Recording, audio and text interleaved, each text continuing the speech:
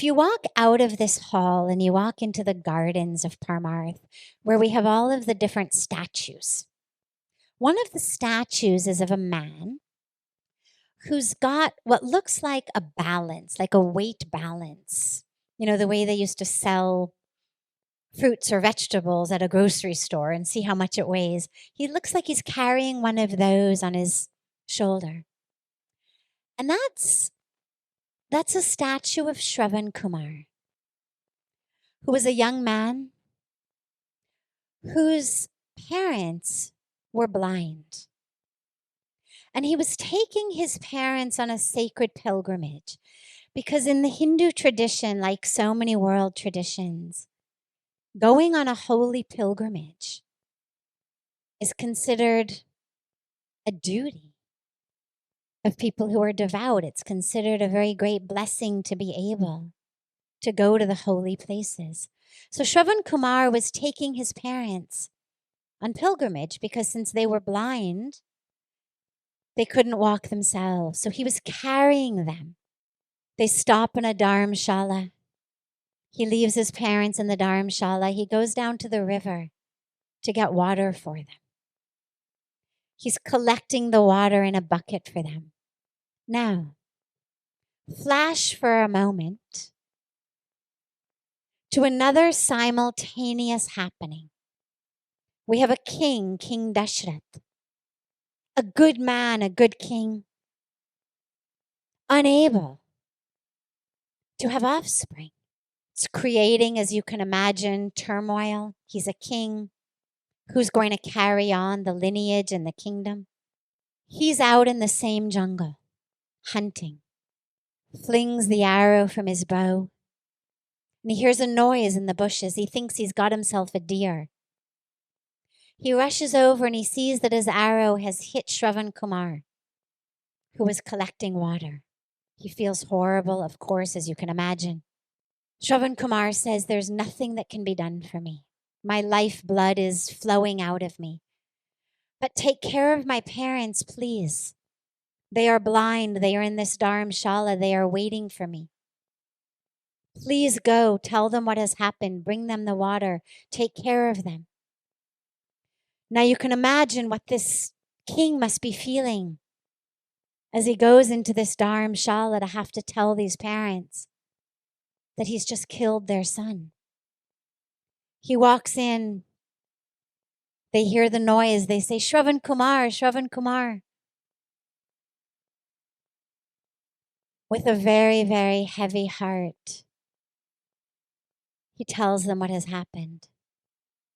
And these parents, because in Hinduism it is believed that if your heart is pure, you have the power to bless and also to curse. That it's not just wizards or mystics or those with great powers, but a pure heart is considered the greatest power. And so his parents, with their pure heart, have the power to bless and the power to curse. And they curse King Dashrath that just as we are dying of a broken heart from the loss of our son, so you will die of a broken heart from the loss of your son. Now he has no son. But that which they have spoken now has to come true. Now you see how these threads of karma weave together. We'll fast forward. It's a long story. It's the whole Ramayana. But eventually, King Dashrath has offspring. One of them is Bhagwan Ram, who you know about or you've heard about when we were listening to Dina speak about Sita. The embodiment of the divine. As he fast forward a few decades, on the day that he, this embodiment, this divine embodiment of righteousness, integrity, aside from being divine, aside from being the incarnation of Vishnu, aside from being a manifestation of the divine, He's also just the embodiment of what we call the perfect husband, son, father, brother. The day he's going to be coronated, what happens? He gets exiled, sent off into the forest. His stepmother was owed a couple of promises from the king. She decides to cash them in that day. Do not coronate Ram, coronate instead the boy who came from my womb, Bharat. And send Ram out of the kingdom.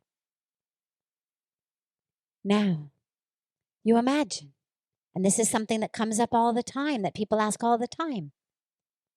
How could this embodiment of goodness, this embodiment of integrity, this embodiment of divinity, the one we all seek to emulate, unhone kya kiya? What has he done to deserve being sent off into the forest for 14 years? To deserve not being coronated as king? Well, this is where karmic threads weave together, because remember, his father had to die from a broken heart at the loss of his son. That was the curse given. Lord Ram gets sent off. The journey, the divine journey begins. The conquering of evil by good. But as he goes off with Sita Ma, with his brother Lakshman, as Dashrath is dying quite literally of a broken heart, what does he call out in the final moments of his life? Shravan Kumar.